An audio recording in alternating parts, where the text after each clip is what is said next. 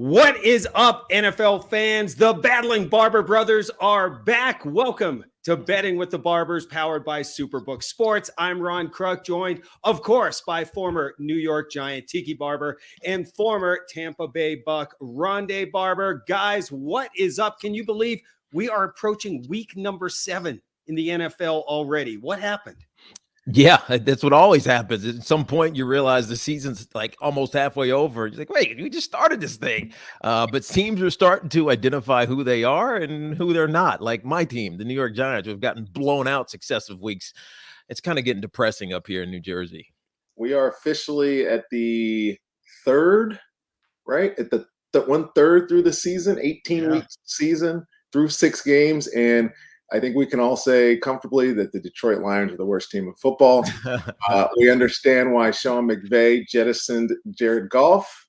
The matchup this week will prove that if he even plays. But yeah, this is the part of the season. I count on my count.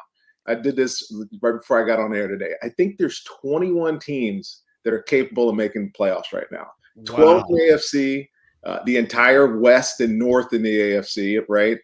9 in the NFC. The South and the North have 3 teams each that are right there. So football's getting good, man. It's wide open for sure. And I got to join you, Tiki, with my Broncos. We're pretty depressed here in Denver as well. It's getting ugly. That 3-0 start is a distant memory. If I could make one more point, since this is a betting show. Yeah, please. Sneaky cover by the Eagles last week against the Bucks. Oh man, what a bad beat! What a 2-point conversion with as time's running out, they get it and they cover that. That was I think the bad beat of the year, guys. You know what's even worse? The Bucks go down on the next drive trying to kill the clock, and they get it to they convert a 3rd and 12 or something to AB, and they get it to like the 15-yard line, and I'm yelling at the screen, "Hey, kick that field goal!" Exactly. Hey, and full disclosure, we all loved that Tom Brady over 2.5 touchdown passes in that game, and he throws 2 in the first quarter, sitting pretty, right? Yep. That was a tough one.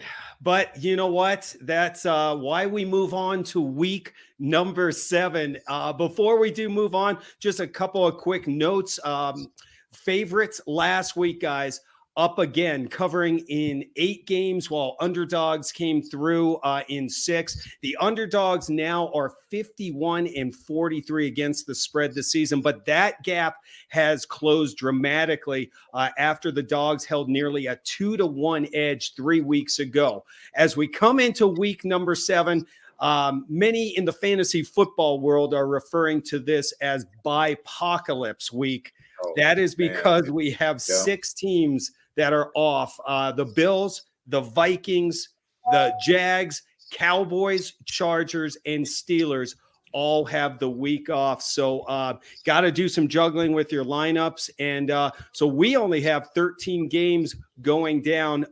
Before we get to our first game, just some massive lines, guys. Quickly, your take on this. The Rams, 15.5-point favorites over the Lions. Bucks, 12.5 over the Bears, and then a spread that looks like Ohio State versus Illinois. The undefeated Cardinals, 18.5-point favorites over the Houston Texans. These are some massive lines. Well, I mean, I think we've seen some of these teams that are just clicking on all cylinders on offense. We've been talking about the Cardinals every week. Like, how do you stop them? They have this wide open offense. They have 2 good runners that are getting things done. Kyler Murray's got to be somewhere in the top of the MVP conversation, and they got an embarrassment of riches at the wide receiver position. Oh, and by the way, they're playing good defense as well. So, like, what do you do against the Arizona Cardinals, especially if you're a bad team? You get blown out, which is what's happened the last couple of weeks. And if you're looking at the other, like the Bucks, Chicago, that game's at home, so I think that it's for the Bucks. I think that moves that line a little bit closer. But Chicago's played well. You know, they got the number one sacks, most sacks in the NFL this year, and they're a top 10 defense. So that line being 12, I'm not sure that's one that I would jump on. Yeah. But to the point we were making when we first started this show, teams are starting to show who they really are. So that Good Detroit line, that I think I say this every week about the bad teams in the league. That could be as high as you want it to be. I think LA might score 100 in that game. It's going to be that type of week. Detroit doesn't know how to win, and Jared Goff doesn't know how to translate what is not actually a bad season to getting a W in the appropriate column. So you get it. Bettors are betting. It's that time of year. I'm sure producer Mike Grigg is going to find out the odds on the Rams scoring 100 points before this show is over. All right, let's move on to game number 1, guys. The one we chose is the Philadelphia Eagles are traveling to Las Vegas to take on the Raiders. Eagles 2-4, Raiders 4-2. I mean, if any team would thrive off of turmoil and chaos, it would be the Raiders, who put the drama of their head coach, John Gruden, behind them, go into Denver, run up and down the field on the Broncos, embarrass their division rivals, and get an easy 34-24 victory, winning outright as an underdog. Meanwhile, the Eagles went down at home to the Bucs 28-22, but as we discussed, covering with that 2-point conversion at the end of the game. We come into week number 7, and the Raiders opened as a -3-point favorite. That line has held. They are still at -3. The over-under opened at 48, but it currently sits at 49 total points. Of course, the odds coming in from superbook.com. Tiki, let's start with you. Break down this matchup. Yeah, I absolutely love the Raiders laying 3 here, simply because of how empowered they feel with Rich Bisaccia, who we talked about last week, taking over, Greg Olson as the offensive coordinator, having some freedom to run this offense like he wants to. But really, when I look at this, it's the other side that gives me so much confidence that the Raiders are going to do so well in this game. The Philadelphia Eagles are a team that have just started slow every single week. Now they make games. They see it every week. They came back and actually won one a couple of weeks ago against the Miami Dolphins, but they start every game slow. And I think a lot of that is because Nick Sirianni, their head coach, is trying to do too much. A year ago, nobody knew Nick Sirianni's name. I mean, he's been around the league for a while, but nobody knew his name. Now he's the head coach of the Philadelphia Eagles, and he's insisting on calling plays. And so what we see, like we saw last week, they ran the ball one time in the first half.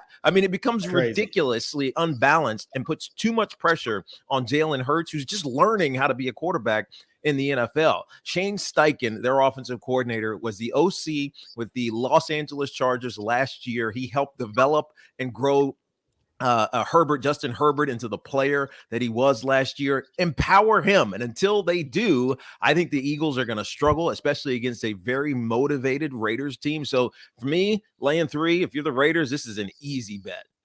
Well, again, Tiki, I agree with you wholeheartedly. And this one's kind of easy to be on the same side as you with. I was actually shocked when this only came out at 3 at home. Granted, Philly has 2 wins and both of them have been on the road, but to your point, it doesn't matter. First, and before I get started, congrats to Rich Bisaccia. He was my special teams coach. Yeah, great win. They're going to Denver. They get 5 sacks. Max Crosby has 3. They get 3 interceptions. The team looked like a team that was motivated to do exactly what they did, which is go on the road and dominate. Now, I look at this matchup, and Philly has a better pass D than Denver did, but they only have 11 sacks on the year. So if you can't pressure Derek Carr, you got no chance of stopping Ruggs, Renfro, and Waller. Darius Slay, he's a good corner. Steven Nelson, he's a good corner. They're gonna get run by. Like, the only chance is if the Raiders, who don't run the ball very well, if you can get them off the field. Say Carr's having a bad day, because he's had a couple of those. Prior to this game, he had 2 back-to-back games that weren't so well. They don't run the ball, so they can't eat up the clock. That's where Philly can come back into the game. But to Tiki's point, too much pressure on Jalen Hurts. They have a good runner in Miles Sanders. He showed it last week. Get him the ball. Get him some touches. If they don't do that, then I think the Las Vegas Raiders cover this easily. Yeah, I couldn't go disagree with you guys on this one too. I was a little shocked that the line opened at -3. It stayed steady. I think that the Eagles are coming in rested. They played on Thursday, but the Raider offense has hit on all cylinders. Waller and Ruggs really picking up their game right now. So I like the Raiders in this one as well. Clean sweep across the board. Stay on top of the latest odds and line movements at superbook.com. Download the Superbook app today and, of course, get in on the action. Make sure you're following us on social media as well at Superbook Sports. All right, guys, game number 2. We roll on here with week number 7 in the NFL. The Kansas City Chiefs, with a 3-3 record, travel down to Tennessee to take on the Titans. 4-2 record for Tennessee. Really, it seemed last week that Kansas City got back to their old ways, guys, with that dominant 31-13 cover over the Washington football team. And the Tennessee Titans, wow, what a win for them, stopping Bills quarterback Josh Allen on as the game was winding down to pull off the upset and win outright as a 5.5-point underdog on Monday Night Football. Superbooksports.com, the odds, Kansas City, guys, opened up as a -4 favorite. They are currently sitting at a -5.5-point favorite. Money coming in on Kansas City. The over-under, that opened up at 56. It now sits at 57 points. Rondé, we'll start with you. Give us your thoughts on the Kansas City-Tennessee matchup. Yeah, I think this is the game of the week in a week short of really good games. This is probably the best one. And my I didn't see that coming moment from last week was Tennessee beating Buffalo, and I know they made some great stops down the stretch there to do it, but I always thought as Tennessee this year as a team that wasn't quite good enough. Quarterback's not playing well. They're really one-dimensional. That being said, Derrick Henry will expose your lack of courage running through your spine. I mean, he had 143 yards last week. And I know I'm probably stealing some of Tiki's thunder because he's the running back here. But how often That's what brothers do. How often do you see a running back rush for 7.2 yards per carry? It's unprecedented what he's doing. He's leading the league by far in rushing yards. Nick Chubb is a distant 200+ yards behind him. And so I say, look, if you can stop Derrick Henry, not easy to do. Your quarterback Ryan Tannehill has been pretty pedestrian this year. Their leading receiver is Julio Jones, who, by the way, is hurt again. I think there's five guys on this team with double-digit catches. None of them are more than 17. By comparison's sake, Tyreek has 46 catches by himself. So do I think it's going to be easy for Kansas City to go on the road, which is a pretty good atmosphere right now in Tennessee, by all accounts, and go in and cover 5.5?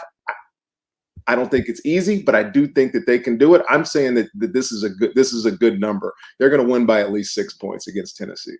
Yeah, I got to go completely opposite you on this one, simply because I see what I see. And when I watch Derrick Henry, whether it was a couple of weeks ago where I forgot who they were playing, he had 11 carries for 31 yards in the first half. He finished with 130 and a couple of touchdowns. The dude is just a monster. The Seattle Seahawks in week 3 or whatever it was, they were destroying the Tennessee Titans. How'd they get back in the game? Turned around and handed off to Derrick Henry for 2.5 quarters, and he racked up 130 yards and a couple 3 touchdowns in that game to bring them back on the ground. Who does that? No team does that except for the Tennessee Titans. And Derrick Henry, I know you stole some of the thunder, Rondé. He's led the league in rushing and touchdowns 2 years ago. He led the league in rushing and touchdowns last year. He's going to lead the league in rushing and touchdowns this year. He's already in the Hall of Fame, if you ask me. This dude is a monster. He's a beast, and he's a different type of animal.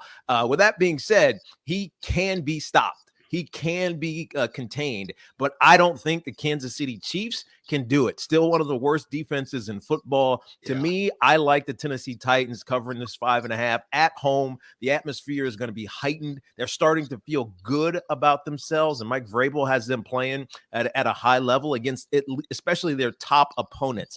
Also, Pat Mahomes' turnover propensity is a little bit troubling to me. He gets away with it. Like he got away with it against Washington. They had 274 yards or something, but only 10 points in the first half because they kept turning the football over. He corrected it, and it was an explosion. But that worries me against a well-coached team like Mike Vrabel's Tennessee Titans are. Give me the Titans plus 5.5. Superbook.com current odds of this recording. The Chiefs are a 5.5-point favorite, and the over-under is at 56. Guys, quickly, for my take, it's hard to bet against the Chiefs when that offense seems to be rolling, but then you look at that defense, and it is still bad. And when you have a workhorse like Derrick Henry coming in, I think that will be huge. Tiki, you mentioned it too. The KC has a league worst 13 giveaways right now, and it doesn't help when Mahomes is throwing the ball underhand 30 yards down the field. But I don't love this game. I'm going a slight lean. I'm going to take Tennessee plus the points. I do like the over in this one a lot. Great prop bet coming in from superbooksports.com. Derrick Henry rushing yards. The over under is set at 127 and a half. Yeah, well, if you're going to take the Tennessee Titans with the points are on the money line, you better go over because that's the only way they're doing it. Well, that bad Chiefs defense, I think they're 135 yards a game on the ground against average players, and not Derrick Henry.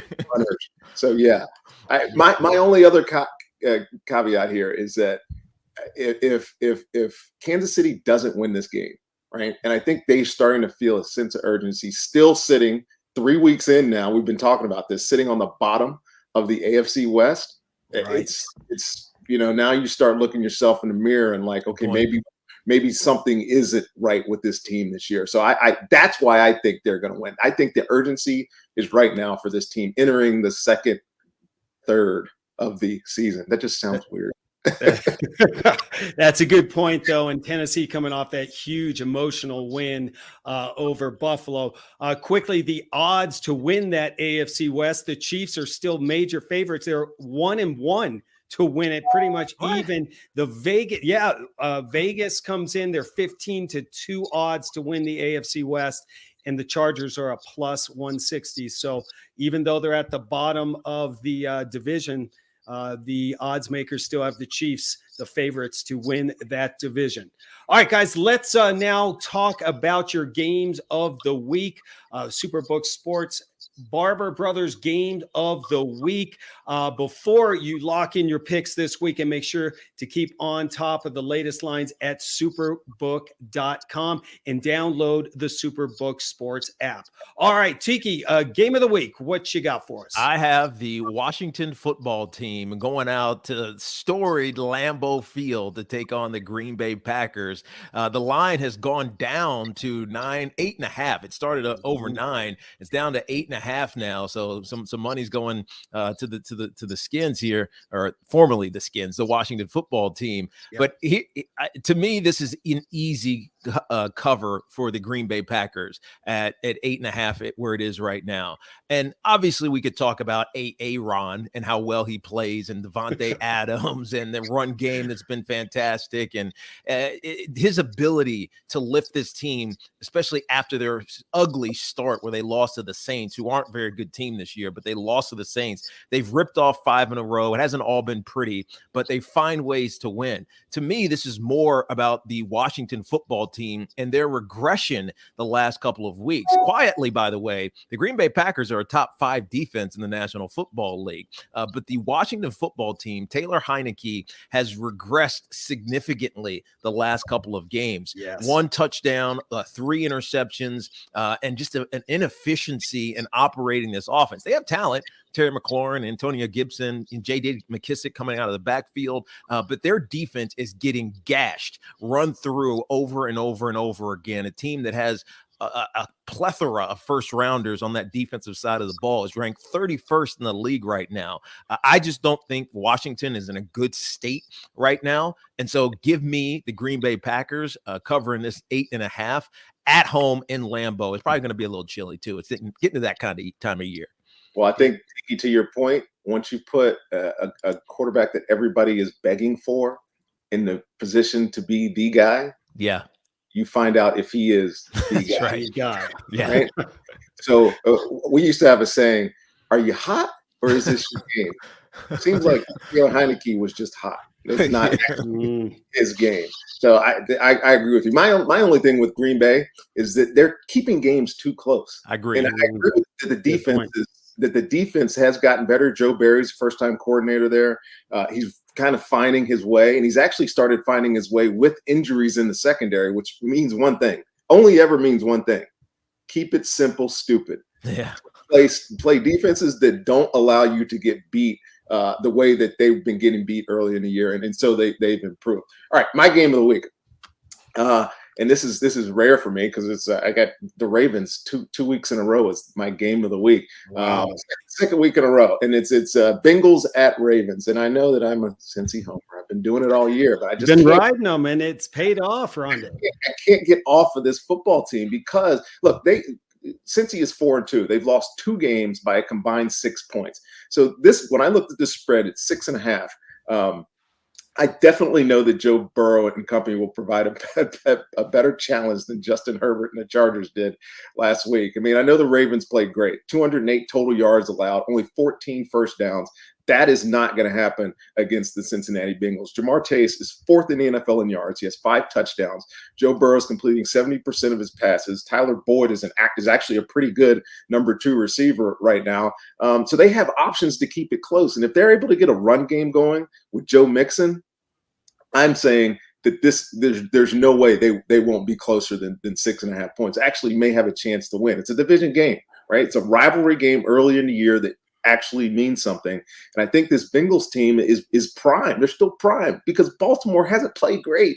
They beat the crap out of the Chargers last week. Yeah, that was big. Lamar did Lamar type things last week. Yeah. Lamar only had 180 yards and they controlled the time possession, and they took advantage of Staley's propensity to take dumb risk. Eventually that was going to come back and get the Chargers, and it got the Chargers last week. The Bengals won't do that this week.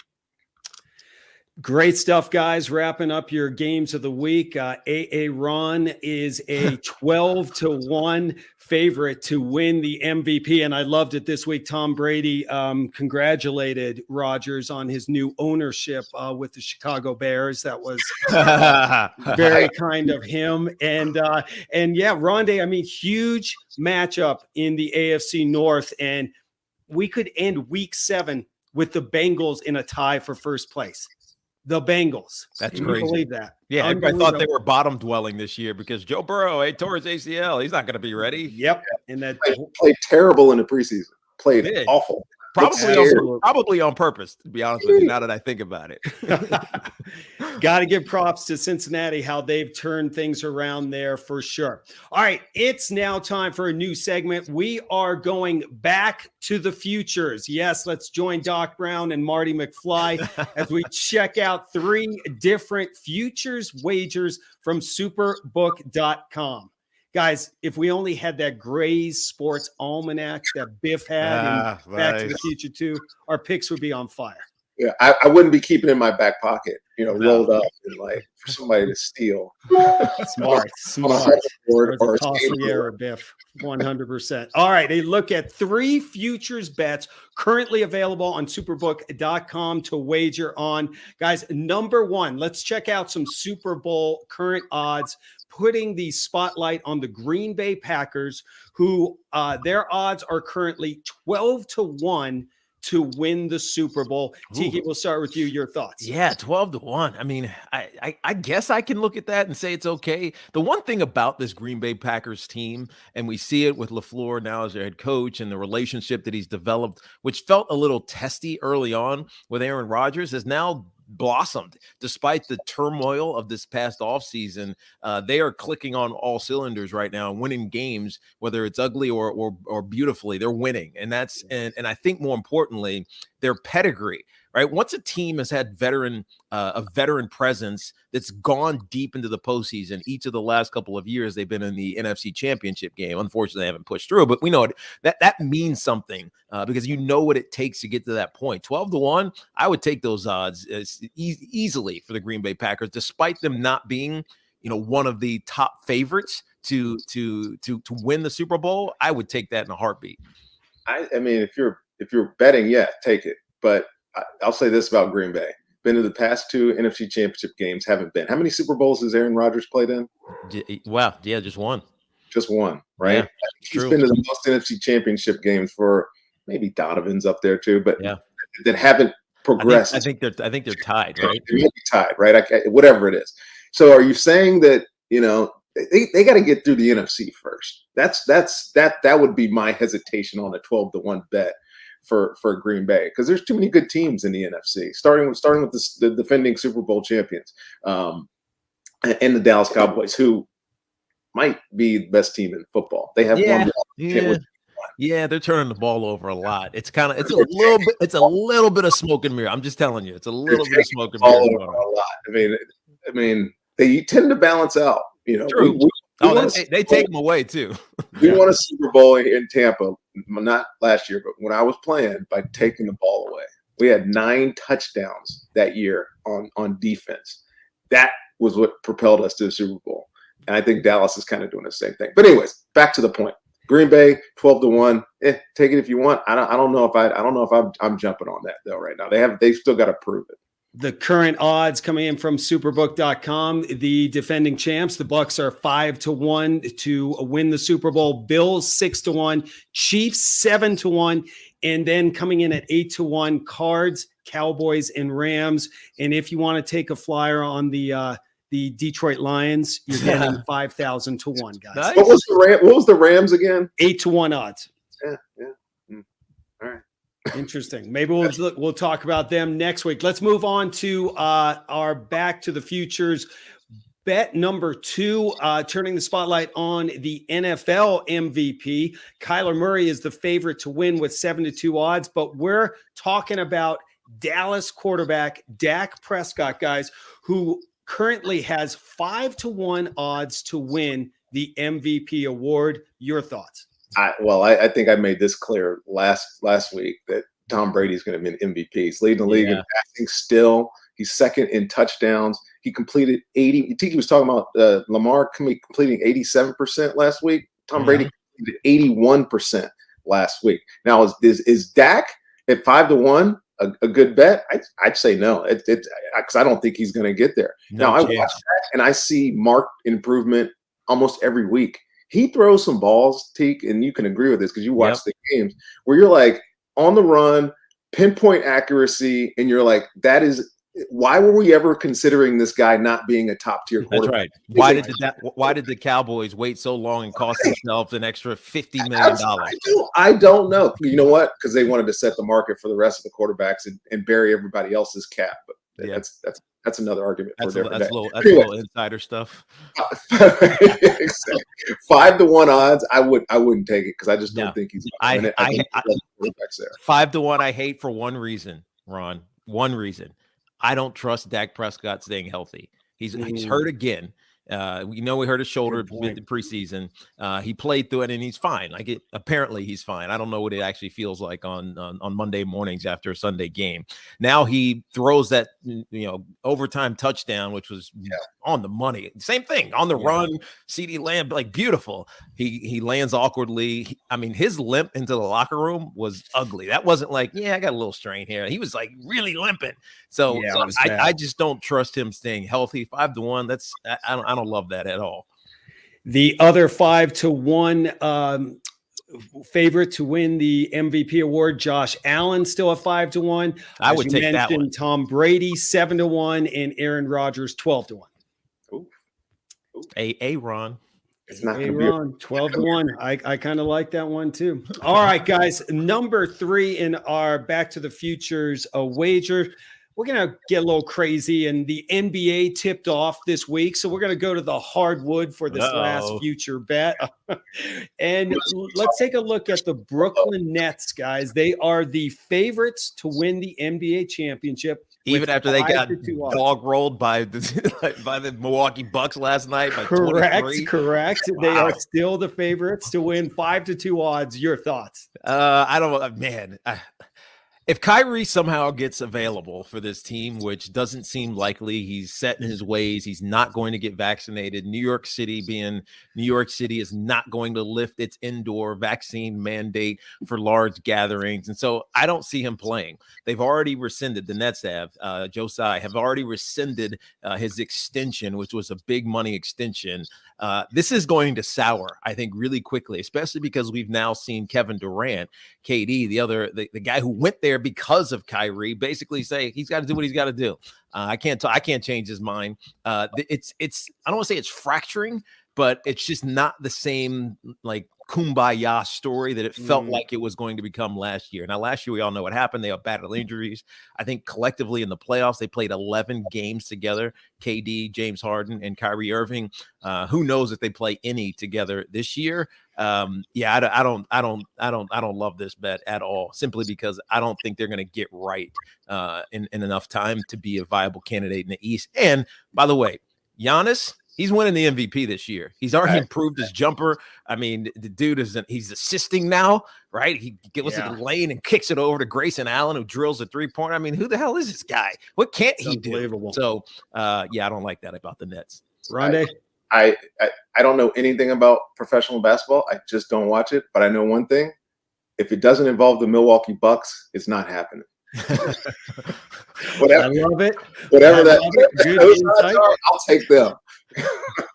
And the current odds, we just mentioned it. It's Brooklyn 5-2 odds. The Lakers come in at 4-1 to win the NBA championship. The Golden State Warriors, who don't have Klay Thompson, beat them. Come on. Warriors 7-1. I'm getting there. And the defending champs, the Bucks 7-1, Utah 14-1, and the Nuggets out here in Colorado 25-1. How many games were there yesterday? Just two? Just two. Yeah. Yeah. Two. Yeah. Hey, what about the 76ers? They got a shot? Wow. No. That's a tough one. We'll have to look at odds on that one. I love it. The Barber brothers breaking down the NBA. I mean, you guys do it all. Are you a Nuggets homer like you're a Broncos homer too? I'm not a big NBA guy either. But watching Joker, the reigning MVP, is pretty exciting. But he's not winning back to back. That's for sure. No doubt. Got to look at odds on that. He can't do it by himself either, by the way. Yeah, well put. All right. Hey, Superbook Sports is giving you a chance to hang out with the Barber brothers on Super Bowl weekend in Las Vegas. All you have to do is send us in a question for the guys via Twitter. The handle is at Superbook Sports, at Rondé Barber, at Tiki Barber, and at R Cruck. And you're in. It's just that simple. We've got some fantastic questions the last few weeks, and we continue with that trend this week. Guys, the question comes in via Twitter from Lisbeth at Swiss Skydiver 5. Interesting. That's a story in itself, but it goes something I will never do. I will never ever do. What's that? Skydive. Yeah, perfectly good plane. No. Yep. I had a chance once, guys. I opted against it. And my dad was really upset at me for not doing it. But, can't win. All right. This one goes out from Lisbeth to Rondé for this one. It says, she says, Rondé, you would be a good coach. Have you ever thought about getting into coaching and coaching DBs? No, for only one reason. It's an age-old adage that I use to make fun of my really good coach friends now still. Those that can do, those that can't coach. Wow. Tiki, I'll throw it out to you. You ever think about going down the coaching path? I have no patience for coaching at all. I love kids. I love seeing them develop. But if I teach you something once and you don't get it, then I got no use for you. Yeah. Yeah. I do like acting like a coach and like pretending that I know everything. Like I do spend some time with the young DBs here in Tampa every now and then, Yeah. and they'll pick my brain and I'll give them my ideas because I watch a lot of film. I can see deficiencies in technique and understanding route concepts and all that stuff. So Raheem Morris, my boy, he always asks me, when you coming to coach with me? I'm like, as soon as they start paying assistant coaches a lot more money than they pay right now. Fair enough. I don't have patience for these kids anymore. Yeah. So basically, you want to be like a grandparent. Here, I'll watch you, but you got to go back home. There you go. I don't blame you guys. I'm coaching my 5th graders flag football team. Oh, fun! I'm already way too great from doing that. Unbelievable. Good stuff, guys, as always. We appreciate it. Make sure you can send us a question anytime during the week for the Barber Brothers. Just hit us up at Superbook Sports. Before we kick off a Thursday night, guys, we just got word that Baker Mayfield is out. Former Bronco quarterback Case Keenum will lead the Browns against his former team. An injury report that is as long as war and peace for the Cleveland Browns. But as we look ahead, any final thoughts before we kick off week number 7? I actually like Case Keenum. I think he is the perfect backup for whatever team, but in this case, the Cleveland Browns. The problem is, you're right, Kareem Hunt is banged up as well. I think, was he put on IR? I don't know if he put on, but they just have it's a mash unit over there in Cleveland, and it's a shame, not a shame, but it's just disappointing because after what they achieved last year, winning a game in the postseason, the expectations were sky high, rocket high, and they're just not going to meet them. And it's because of the atrocious nature of the sport that me and Rondé used to play, and now these guys are still playing. Yeah, I totally agree, and I've been a fan of Baker. I want him to play well, but if he's one of those guys who wasn't performing up to snuff anyways, and now he's hurt, it's going to be a complete run game show for Cleveland. That's all they can do. They got to find a way to play defense on Thursday or not. But coming into week 7, right? Yep. 7. It's look, there's some interesting matchups. How bad are the Lions going to lose? The Jets Patriots game. Is anybody watching that one? It's not a great week. We've been talking about all year. Great football coming. Great football coming. I think I'm going to look at college football this week. Yeah, it's a great point. I tend to agree, guys. But hey, we've been spoiled so far, so we'll give the NFL a pass on this one. Great insight as always.